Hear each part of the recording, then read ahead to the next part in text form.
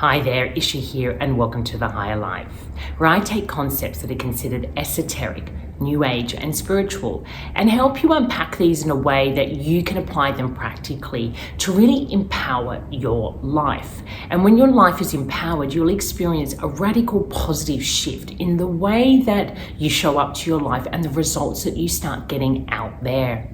And this is really a core outcome of the work that I do here. It's about equipping you to be able to engage with yourself in your life in which you feel you're creating a more enriched, a more exciting and inspiring daily life. Because daily life is our church. It's where we learn and experience and share who we are in any given day with the people that we love, with the world out there, and also how we just experience our own sense of self.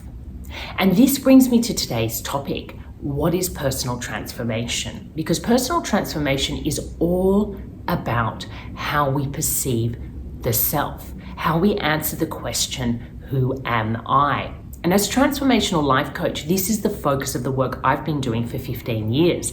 I've been seeking this out in my own life. Who am I? What am I here for? And how does life really work? These three questions have been, a hunger for me. They've driven me forward in my life, not only professionally in the business that I have as a life coach, but also really seeking out new teachings, new perceptions, new tools that are helping me become more expansive in my own life around who my sense of self is. And what I've come to understand is that in a way we move through a three-step process when we choose to embark on personal transformation as a real concrete focus in our lives. And what I mean by that is it's not something that we're doing on the side. We've actually decided to make the focus of who am I a core driver in our lives. Now, we still go out and do our jobs and relate to our families and get on with daily life, but underneath, we're always open to this new awareness or this new knowing that comes about when we've asked this question, who am I? Now, as a transformational life coach around 15 years ago, when I was working with clients, people would come into me and, I would ask, who are you? Or I would have them answer some questions, and they would always come up with really basic stuff, what their name is, how many children they have, what job they have, where they've traveled to. It was a really kind of fixed identity. Answering this question, who am I? It had a really fixed answer. They thought, I am this fixed person. This is the person that I was named as. This is the person I've known myself as I passed through my life up until now. And my job at that time was to open them up to the possibility that there is a sense of self beyond this fixed identity, one that is made up of qualities, of strengths, of gifts, of dysfunctional patterns, of patterns of thought that are very diminishing, that they would have inherited through their family systems or the educational systems or the cultural systems that they grew up in. And that was the work I was doing back then. So you could say that the beginning point or the first step is understanding that we have this fixed perception of ourselves that we are born into, but it is not true. It's not the whole self. It's not who we are in a complete sense. So opening people up and taking them to that next step two, thinking about who am I from this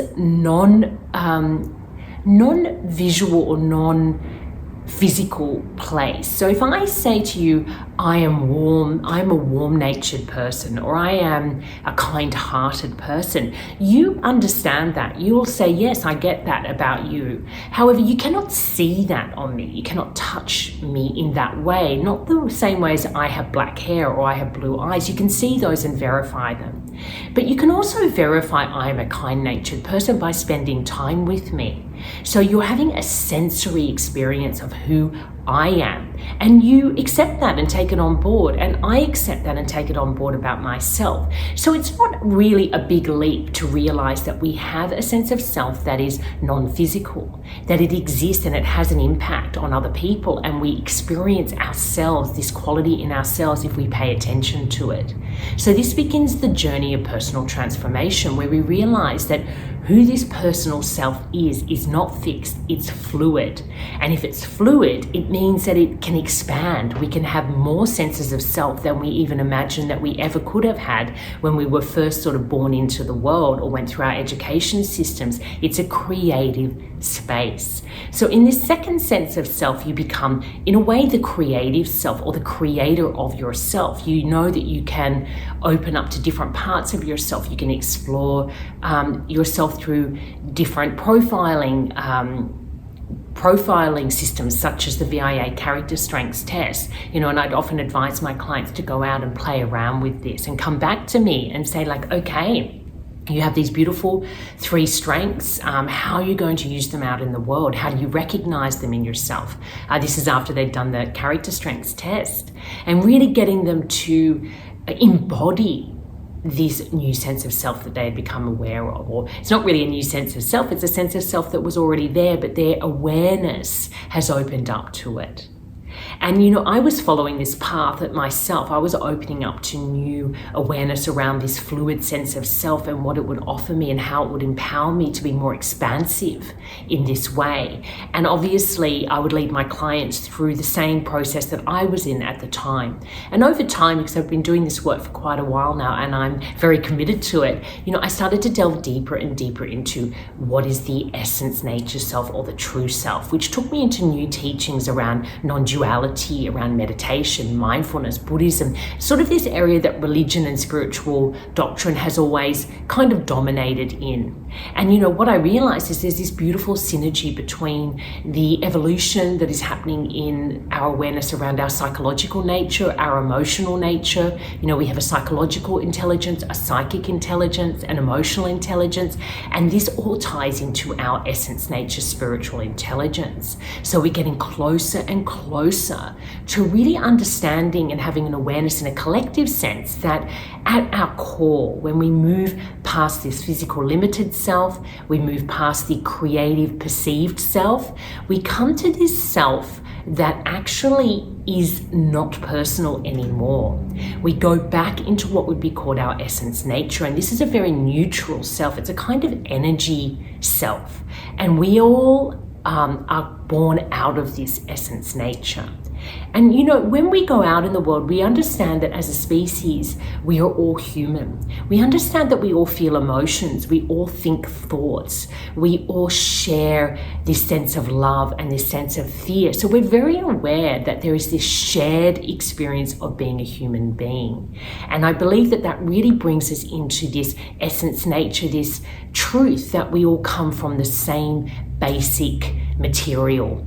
And then we form into a personal expression of that basic material. And once we do that, we have creative license. There's qualities and traits that we're born with, but then we can play around with these and use them in different ways, which allow people to experience us as different people. I mean, I can be a very different person with my children and show up very differently with my friendships as I may with my clients. Now, there's this essential part of how I am with everybody that all those people, if they talk to each other, they would know that as being Ischa, this essence Ischa. But then, there's ways that I behave and operate and communicate that would vary. So I'm being creative in that process. But at the end of the day, what we really understand is the sense of self, the personal self, has the capacity to transform. It's a shapeshifter. And when we understand how it works, we can then become a master in our own personal transformations.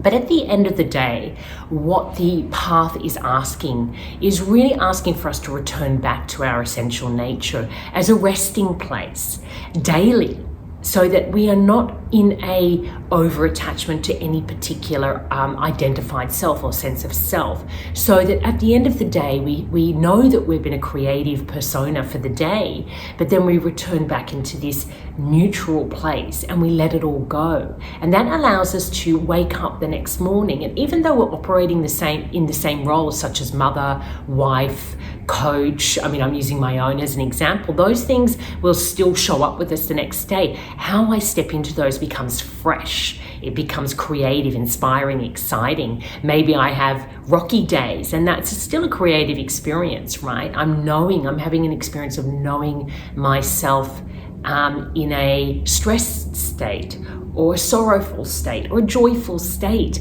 They're all variations of experience as this sense of self. And it's such a powerful playground to be in, and really the source of all empowerment. So at this point in my career, what I'm really focusing on is this path of personal transformation. And that is because I believe it is the only true path for us to actually shapeshift in a way that we can start to contribute back into the world, in a way that it actually creates a world that works for all of us. And our over-identification at the moment with a fixed sense of self that requires recognition out in the world, that wants to feel powerful by identifying with false sources of power, such as having status, such as accumulation of wealth, such as having a particular lifestyle. All these lives or lifestyles that are marketed to the mind and we have attached to as being real, they really keep us in a fixed sense of self. And there is a damaging impact of that. We've become consumers before creators. We're not able to make the changes that we need to make to reduce the negative impact on our environment. We're still driving our children hard in the education system to achieve as a way of feeling good about themselves and feeling good about ourselves as parents. We're really stuck in this cycle of achievement, progress, accumulation, and that way of operating is dying out. It's over, and we're entering into a new era, the era of potential, the era of psychology, where we really need to understand how to upgrade our psychology so that we can start to show up in the world and engage with what life brings towards us in a truly empowering way, in a creative way, an inspiring way, but mostly in a way that facilitates a collective experience of being human, that allows every unique individual to thrive, that allows economic prosperity to be a united and shared experience, and not have a small group of people experiencing a prosperous life at the expense of the whole, which is absolutely how our system is showing up at the moment. So if this sounds exciting to you, if you're somebody who feels like becoming an empowered human being, stepping into your true self and really contributing to the world in a way that will create an experience of life that everyone can truly thrive, then walking the path of personal transformation is for you. My work at the moment is dedicated to providing the right education for you to be successful along this path. So I suggest you check out these masterclasses that I offer at the Higher Life Academy. There is a free one called The 3 Cornerstones of the Spiritually Driven Life, which will really help you understand what you would be choosing if you choose to walk this path and why it's so important. Then we have the Empowered Way Masterclass, where I really help you set up the inner attitude and develop the right toolkit to be able to really walk the path of personal transformation and extract the most from it. And that's really important because we're not educated to walk this path. It has really been limited to the area of religion and spirituality to give us this guidance on how to become a powerful human being. And that has, in the end, resulted in a lot of power abuse. So this is a deeply personal path. It's very practical, and it's something that you can do in your everyday life. You don't need to make any radical changes. You don't need to change your job. You don't need to break up with anybody. In fact, this will give you the resilience, the tenacity, the insight, the wisdom to stay in challenging situations and really learn and grow and develop through them, because there is nothing more enriching than a challenging situation, to a point, of course. So if you find this exciting, absolutely check out the links that I have mentioned. I really hope this has been helpful, because my main motivation for putting these teachings out is really helping you to get up tomorrow and have a new tool to really apply out in your life, to really feel this vibrancy, this vitality, and to be able to use your energy correctly. So until next time, take care and love life.